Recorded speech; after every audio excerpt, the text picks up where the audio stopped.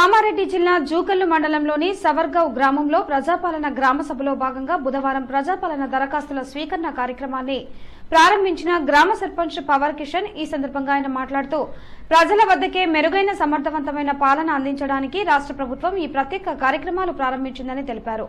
ఈ కార్యక్రమంలో MRO Gangasagar, MPO Yadagiri, panchayat secretary మరియు గ్రామ పంచాయతీ సిబ్బంది, అంగన్వాడీ ఉద్యోగులు, గ్రామ ప్రజలు పాల్గొన్నారు.